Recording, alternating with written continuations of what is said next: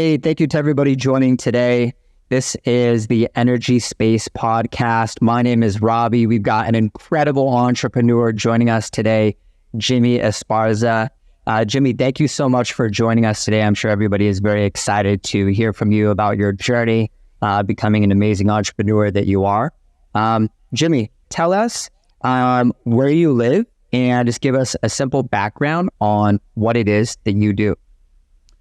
Yes. Hey, Robbie. Thank you very much, for the invitation. I appreciate that.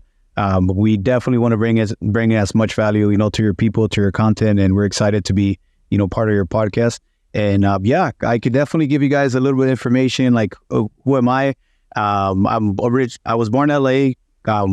My family's from Mexico. I lived in Mexico for a little bit, and then I went to school in San Diego. And then after that, we moved to Yuma, Arizona, which is the sunniest city on earth. That's crazy.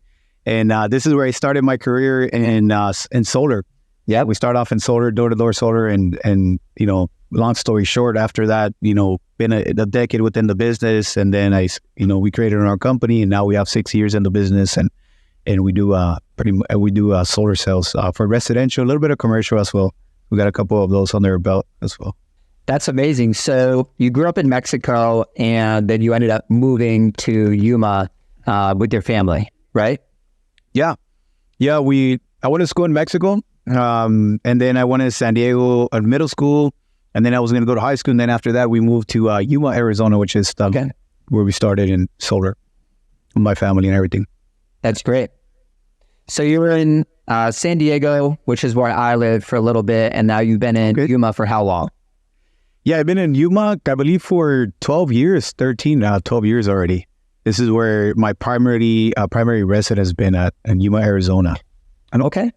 So the primary utility that you work with in Yuma with your solar company is APS, correct? Yeah, the primary utility is APS, which we're lucky enough to still have net billing. Net metering was available, but now we have net billing, which is still an amazing deal for our clients. It has a pretty good buyback rate. It's not as crazy like in SRP or other utilities in the nation that don't really have a, billing buyback. Got it. So you do have some net energy metering there with APS. And is it 1-to-1 or do you get a partial? Do you guys have to add batteries? Tell us how that is. Yeah, with the cool thing about APS is that they still have a buyback, which it gives them around, I want to say 50% to 60% of the value of what they sell back, which is not, horrible. And if you offset anywhere from 130% and you are, if you take care of your power, you still be able to have a negative balance with your utility and get some all right buybacks rates. Got it. That's great. And at what point did you decide, from when you started solar to where you are now, that you wanted to start your own company? Did you just start off in the solar industry, or were you working with other companies in the past before founding your company? So before I worked with the other solar companies in the past, I used to work with Solar City and Tesla. But even before that, I always had in mind, I wanted to create my own company, my own business. I come from a family that my grandpa used to be an entrepreneur. My mother used to be an entrepreneur. She had a house cleaning business, totally separate right from what we do. But I just had that entrepreneur, chip inside of me that I always wanted to do something. And then I discovered solar, and I really fell in love with, with the product and the way that we were impacting the environment and just the opportunity that it gave us, and I just decided, did that for a couple of years, built some teams, recruited some people and trained them up. And then Solar City was bought out from Tesla, so they killed the door-to-door division, and that's where the career started. I got to create an opportunity, because at the time I had my friends, my cousin, my two brothers, working with me, so I had to find a way, because I brought them on board, and they quit all their jobs, and then once they put the rug on us, then that's where I decided to create an opportunity and bring the opportunity here to Yuma, Arizona. So you create this company and you bring on board your family, Did you feel like a weight on your shoulders? You were responsible not only for your own success, but also for their success? And how long did it take for you to, start the company until it was actually like really moving and you were excited with what you have achieved compared to like what was in your mind, like as far as your vision, when you began? Like how long did that take? So in the beginning, it was creating an opportunity, right? And, I didn't think too much of it. I always know like I'm a competitive guy. I try to be as structured as I can. And, when I committed to create a company, I did feel that responsibility in my back where it's like, hey, I had some guys move from LA, some guys from San Diego, my brothers were working with me. So I felt like I had that responsibility to keep on delivering and keep on giving some value to them because, they had families, they had family that I needed to feed. So I just felt like, hey, we got to just, make it within the first 2 years, 3 years, right? Because just like they say, like the percentage of, small business to make it after 3 years is pretty slim. I think it's like a 5%.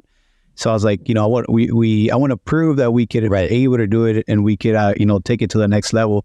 And, and I think within the first 90 days, that's when we discovered like, hey, we got a good traction. We got a good amount of people like bought into what we're doing.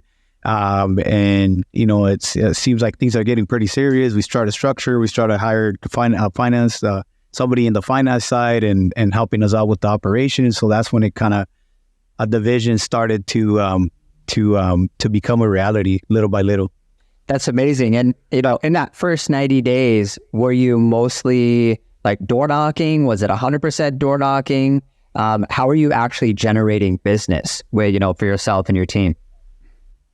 Yep. By the time, it was just straight door to door. It was, I didn't have any big investors. I didn't have any partners. I didn't have like a big funds, a liquid, like I was a good salesman in the past. So I was able to save enough money to invest, the first, I would say like 50 to 80 grand, into the business, from my own funds. And then after that, obviously we start just going off of that and just, all we needed to do is bring in, clients and just perfect the model and make it better. But yeah, it was all door to door in the beginning. We did we try to do a few events, like set up event and maybe in the 4th of July events and things like that. But it was all mainly door to door. Got it.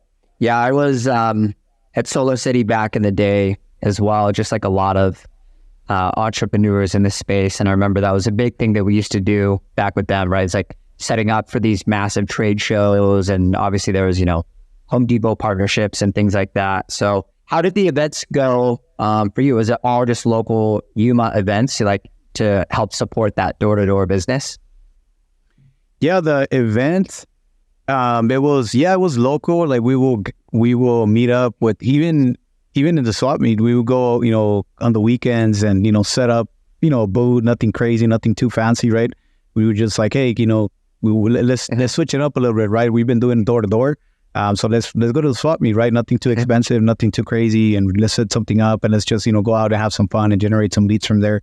And then little by little started getting more, we started to make some investments in the chambers of commerce and, and events around the area where, you buy a membership and you're part of this event. And we just started to mix it up a little bit so we could have different avenues of generating clients before the whole virtual and the whole call center came into place as far as, the ways that now people are doing it and we're doing it as well. Right. I think that's one thing that a lot of people look at in addition to door to door, is obviously everybody wants to build a referral pipeline and have marketing partners and referral partners. Chamber of Commerce is always one of those that I think a lot of people are curious about. And like, how does your relationship with the Chamber of Commerce, does that actually help produce business for you? It definitely did. Back in the day, it's not as common, but we were fighting a battle where, a lot of customers had a really bad taste of solar because there was a lot of companies coming from all over the area and they were, taking out a loan without the customer even knowing. They were saying that, solar was free and they will sign for them. And there was a bunch of like semi scams, going on, around the city. So I was, I kind of, honestly, I got a little pissed. I was like, I'm going to, show them that there is, some legit companies and there is some guys that are doing things right. So, I'm going to give my face and I'm going to expose myself as much as I can and tell them like, hey, you guys can feel at ease that this product is good. It's something that's bringing a lot of value to the community. So, just make sure you guys make a decision with somebody that, you guys could trust, or somebody that's really wanting to do things right, for not just themselves, but also for the community and people around them. Right. Yeah, it's great. I mean, it sounds like, you have really solid core principles as a person, and that's what you've brought to your team. I also, I have a question about that. So every time I partner with a business owner and, I look at their profile online, I look at what they're about, one thing that you have on your Instagram profile, you've got a great following, your Jimmy Esparza page, the first thing that you list is like son of God, right? So do you feel, I'm the same as well. Do you feel that that's obviously it is a driving force, but like, do you feel that that really helps you in your day-to-day business of like honesty and transparency with your clients and with your team? Like, how has that, really helped you with your business? That's an amazing question, brother. And thanks for asking that. Yeah, absolutely. Having, being a son of God, right? As my Instagram saying, which, everybody that gives themselves an opportunity could be a son of God, right? Definitely does help out, right? Because my standards are high, right? It's like, I got to service people. I got to always push to do the best that I can. And I can't pretty much settle, because ultimately, we're made for something great, right? And if you truly do believe you're a son of God, then, God gives you the capability of, assisting millions of people, and gave you the abilities to create something extraordinary, right? Not just something average. And every time I go back to that and go back to those principles, I think it just helps me a lot more, and also, when I come around people, just like you mentioned yourself, and I do business with other people that are like that, or we recruit, or we do ambassador programs and things like that, and they have the same core values or similar values. I think it just makes it a lot easier. Not that it's perfect, because it's not, right? We all have our challenges, but I think having an understanding and having those beliefs, it just makes things a lot more smooth. And 100% everything that on my wins is because of God, and that's the main thing that I could say about that. Amen to that, brother. It's the core principle of what drives me every day. My faith, prayer, and like you mentioned, there's a lot of businesses out there and a lot of individuals who may not have given solar a good name, right? And it's people like you that are helping give solar a great name, because you're bringing that honesty and that transparency, and you're being good to the people that you're helping, right? And I always really respect that when there's business owners that, the number one thing that's important to them is actually helping that person that they're working with, not just making a commission on a job. That's a number, right? So I just want to thank you for that. Your team out in Yuma, do you have a pretty big team out there? What's the rough size of your team that you have in Yuma? Yeah, the teams, this is where we started. This is where we started in Yuma, Arizona. Now we serviced Orlando, Miami, Southern California, Texas. But yeah, we start off with 3 guys in the beginning, and then now, we are anywhere from per team 15 to 17 to around that range. That's how we keep our teams. And there we have 2 leaders that have within the same range of teams. Like we have managers organizing approximately 10 to 12 people. So that's what we have. That's awesome. How do you stay organized or structured? Are you guys using CRMs, or if you have multiple teams of 12, 13, 14, 15 people, and now you're operating in different states, different cities around the US, what's your strategy of actually keeping the ball rolling every single week for every team, right? Because that becomes a bigger task and more challenging as you scale, especially across the US. So how do you keep all that organized and structured? Yeah, no, of course we have CRMs, right? Where we track pretty much our personnel or leaders that come in on board, or dealers or managers. We put them on a system, and we try to have detailed information about some of the progress, some of the things that they have going on, and to make sure we do the proper follow-ups and we have the right thing to talk about, right? Whether is it sales, whether it's sales, or whether it's installations, operations, or recruiting, or whatever the topic is, right? Like, we try to have those KPIs within those systems to really read the data and give them some feedback as far as some of the things that they need improvement, or where we know we need to assist as a executive team. But yeah, we use multiple CRMs to keep track as best as we can, because sometimes it gets a little overwhelming with a lot of different. But just like, I think every year we just try to make it better, and bring in more people to assist with everything that we have going on. Right. Yeah, I think it's good. You have to have a way to track your performance, your KPIs, whether you're doing great or you're underperforming. I mean, early on in my career, when I was learning how to sell and how to really give every single client the attention that they needed, whether it's email, phone call, text, and follow up, and not let things slip through my fingers. I had some mentors who at the time might have seemed a bit annoying, to be honest, but the mentors who really stayed on me every single day with accountability and checked in with me, like in the morning and the evenings, saying, hey, did you accomplish this that you were supposed to? Did you, email all of your clients? Did you clear your inbox? Like, in real time, sometimes those things are challenging, but it helps make you a much better person and a better leader. And it sounds like you guys are implementing a lot of that. Something else that I saw in your profile, Jimmy, was investors. So outside of all the solar business, which is exciting, but at the end of the day, everybody who becomes a solar professional, whether you're just a consultant or you're a business owner or you own the largest nationwide solar company, I think it's a means to an end, right? Solar is an opportunity to build wealth for yourself, for your family, and for generations. So like you mentioned investing in your Instagram profile. What type of investing do you do?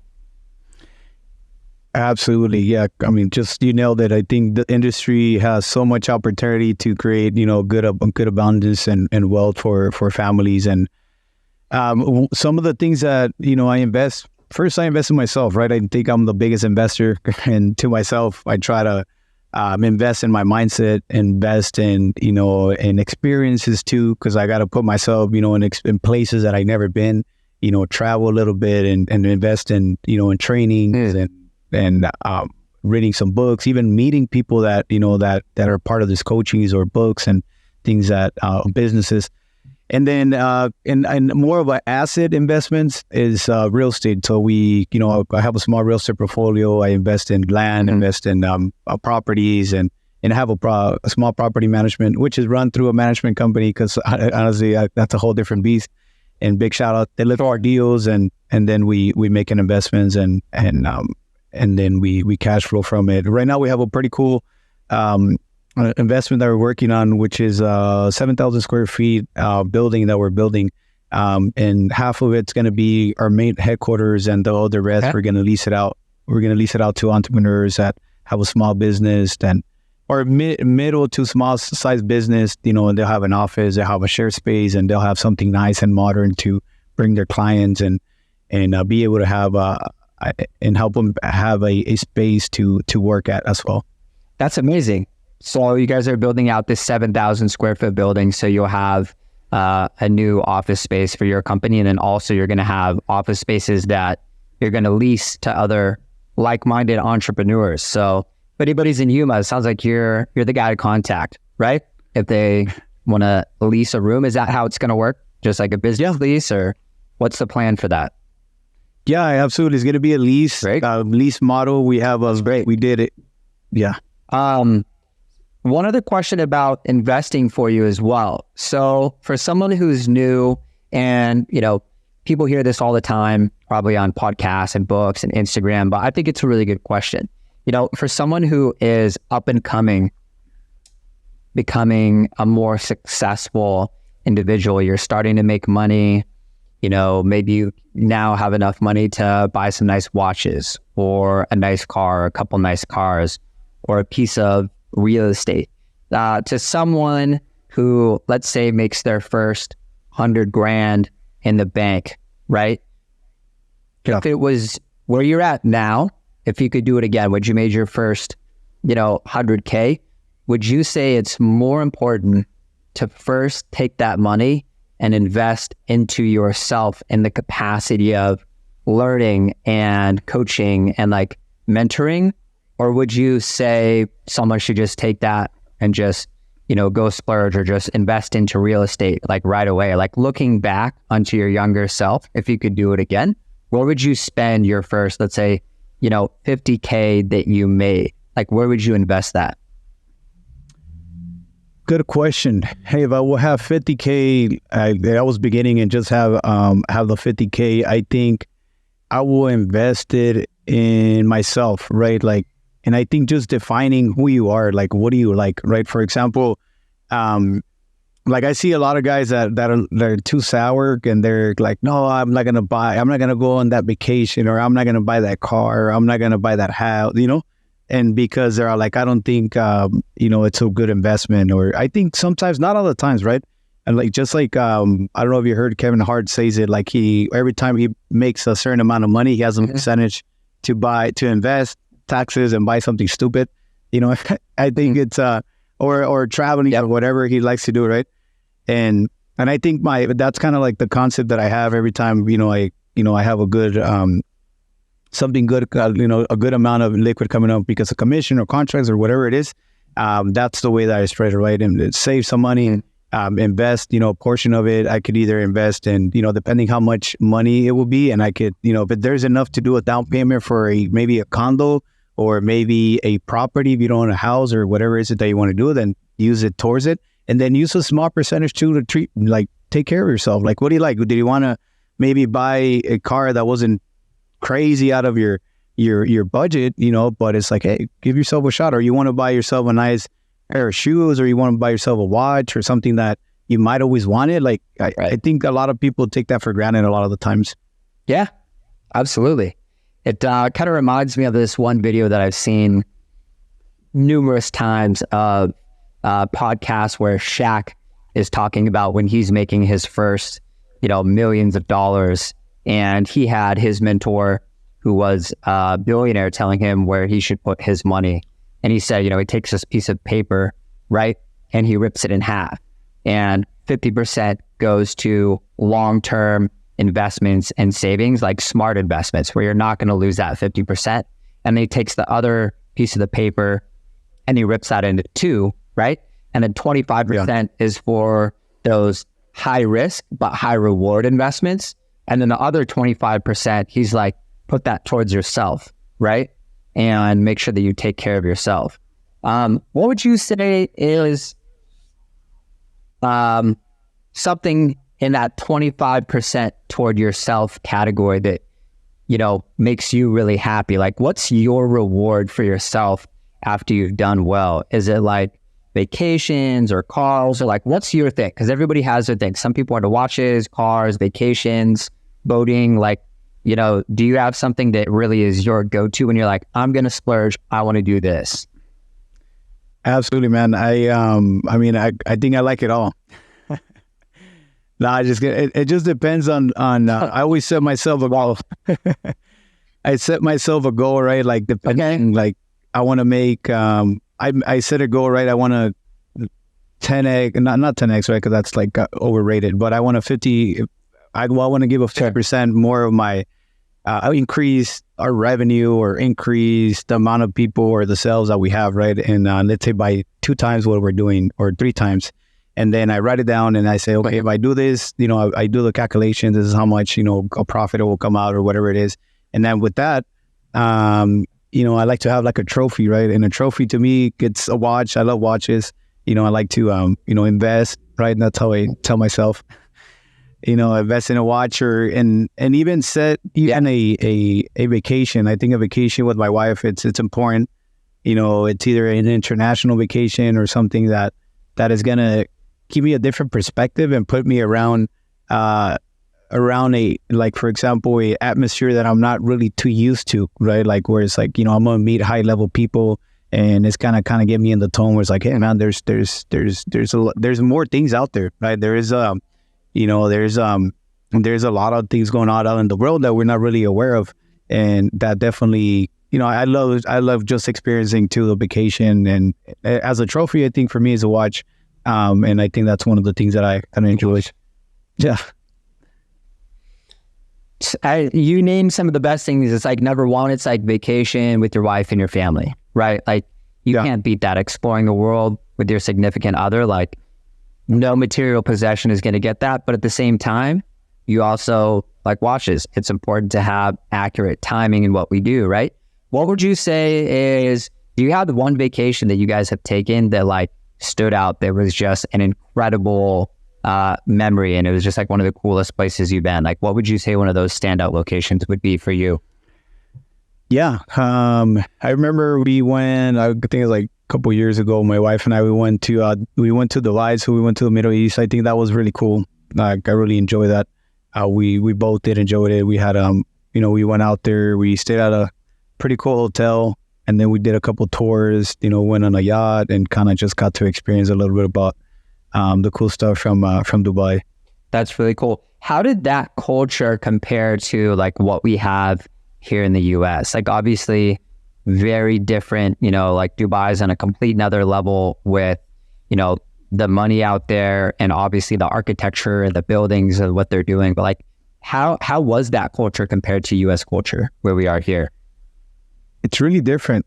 I really love to see their culture because they're just so disciplined, and to them, it's kind of a little bit similar to Europe too. I like Europe because they have their laws, they have their rules, and it is what it is. Like, don't come here with trying to mold and trying to bring your perspective, and I kind of like out to a certain point, right? Because, in a way, we're grateful to live in the United States and have an opportunity and kind of have everybody to have an equal opportunity. But also what I really like about that is that, they're really into their culture. They're respected a lot, and they don't really have too much people like bringing them like kind of insecurities to switch this, to do this, and to do all this other stuff that, at the end of the day, eventually could, ruin a lot of culture, right? And you see it like how clean their streets are, right? You don't really see people on the streets. You don't see. It's pretty clean, right? And to them, it's like, a lot of them are believers, so they have this different type of way of doing business and interacting with other people. So I really enjoy that. I think it's like, damn, no wonder why these guys do so well, because it's like there is the, that discipline, and they have somewhat of a good system going on in this country, Did you see much solar when you were out there? Did you see like big solar fields, or was there anything? I know you can't really put much on these massive skyscrapers. Like, you're not putting solar on the Burj Dubai, right? But did you see it when you were out there at all? Yeah, I did. It was a city. It was like a city building. So they had like a huge patios, but not too much. But this was like 7 years ago. Yeah. Okay. Yeah, and obviously a lot of their energy, you got unlimited oil out there, right? So, the reality is that the majority of what's powering, Dubai and a lot of that area is coming from oil. So, they're keeping a lot of the world going with their oil. So it's cool to see what they built, but I'm sure that we will see a lot more solar there in the future.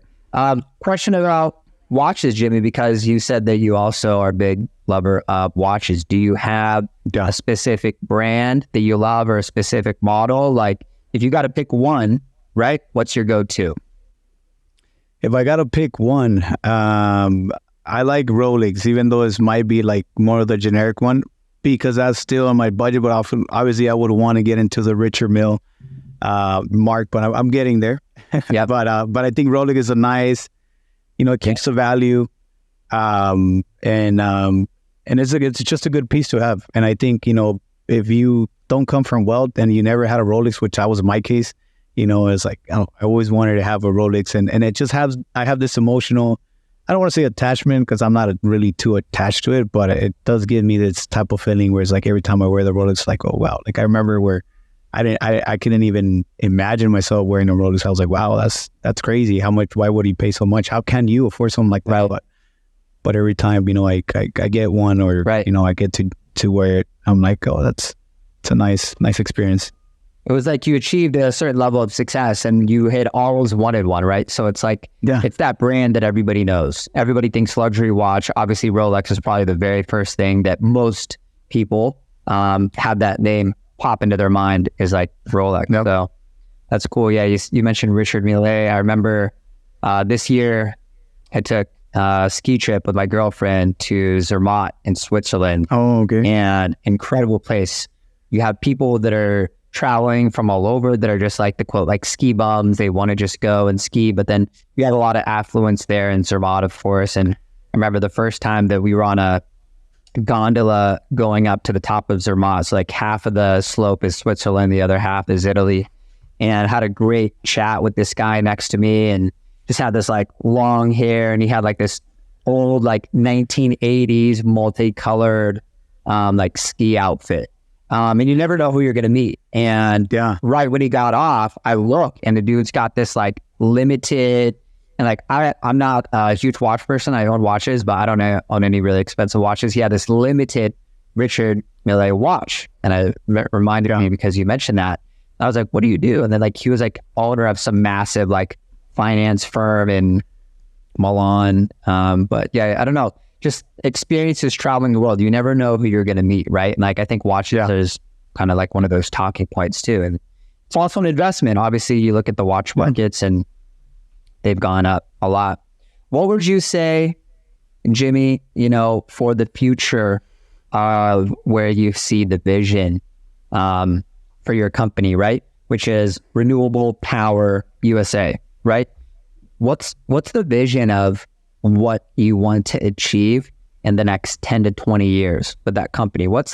I like to always ask, what is the big vision? Not just like, what do you guys want to do, metrics, KPI for this year, but like, what do you truly see the next 20 years of what you want to achieve with your company? What does that look like? Yeah, great question. So the vision that we have for renewable power within the next 5 to 10 years, you said, right? Yeah, like 5 to 10 and even beyond that.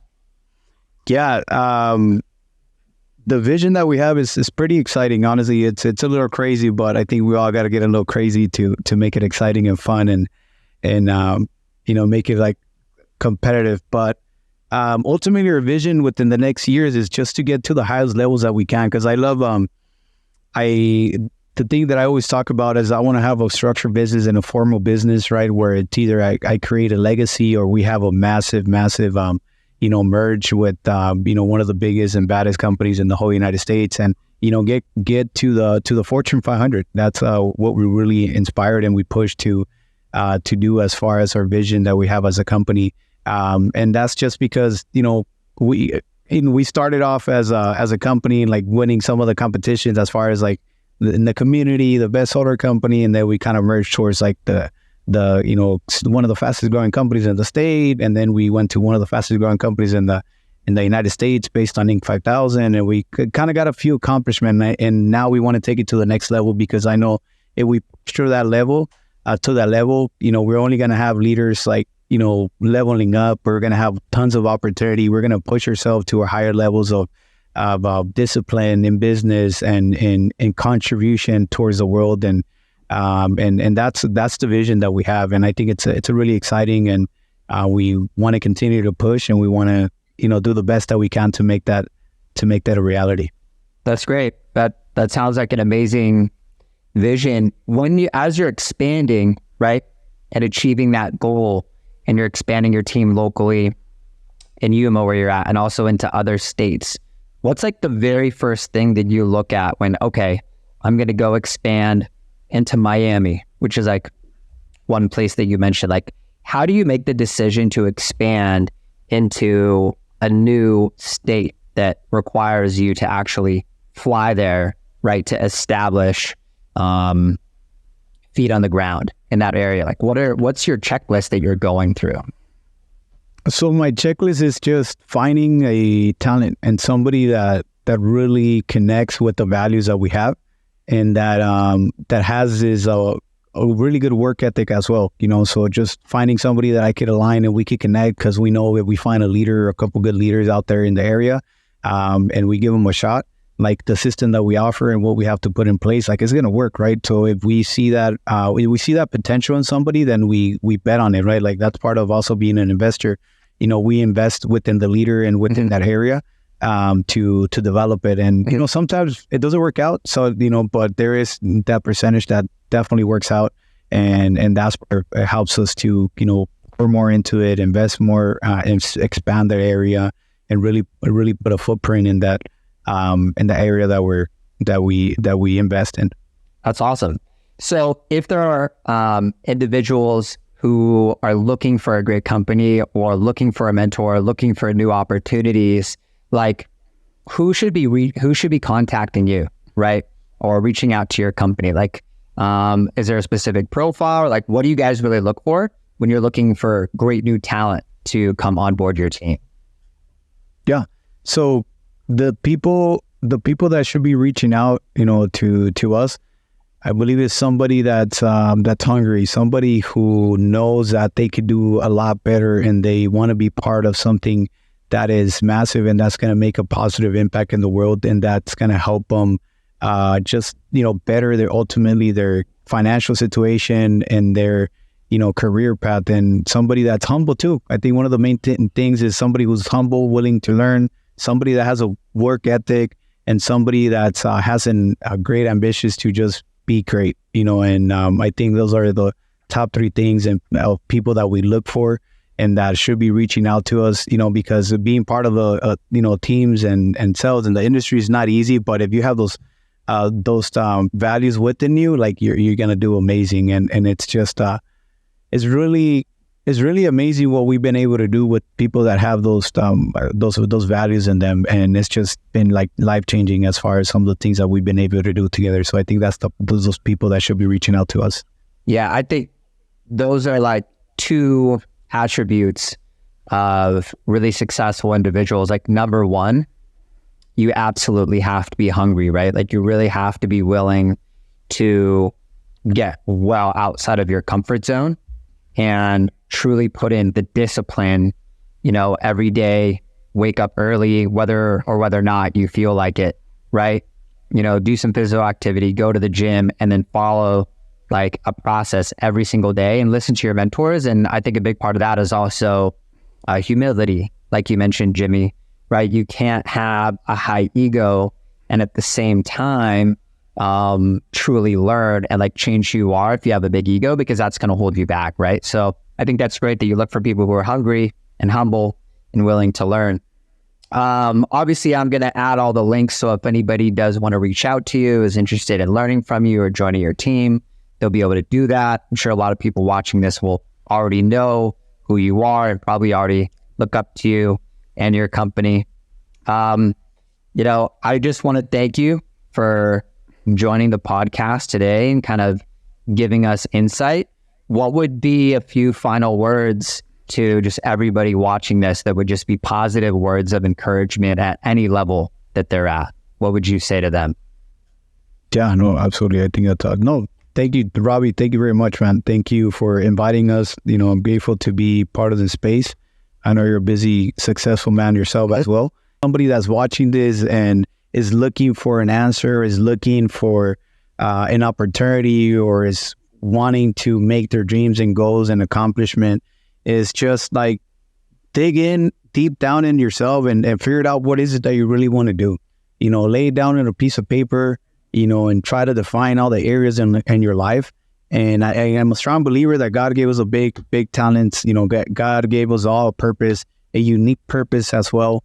And the more you dig in, the more you give yourself a little bit of time to have an understanding of what is your purpose and what do you have to do, you become more at ease, you become more at peace, and you see how your life starts to transform and become better. And you get a lot more excited of what you want to do. But it's just dig down deep, be around the right people, surround yourself with the right people that are going to help you get to where you need to get to, and commit. Go 100% commitment. Be committed to whatever it is that you're doing, because you can't be jumping around here and there, wanting to reach whatever you want to accomplish, because you'll be resetting your life, forever if you're not careful with that. But just go out and surround yourself with the right people, define what you want to do, and be committed, and you'll be able to get to where you want to go. I love it, Jimmy. That's great advice. Like commit 100%, be all in for whatever it is that you decide to do, right? First, figure out who you are. What do you truly want to commit to? And then commit to that. Be all in, be 100%, find mentors. Obviously, you know, you and I are on the same page when it's all glory to our Heavenly Father, to God. He gives us all of our blessings. So amen to that. I hope that this podcast will bring you some incredible entrepreneurs. Hopefully they're watching that reach out to you. And again, Jimmy, been a pleasure to speak with you and meet you. And thank you so much for your time. And thank you to all of our viewers and watchers. I hope you guys enjoyed this and have a great day. Thanks, guys. Thank you, brother.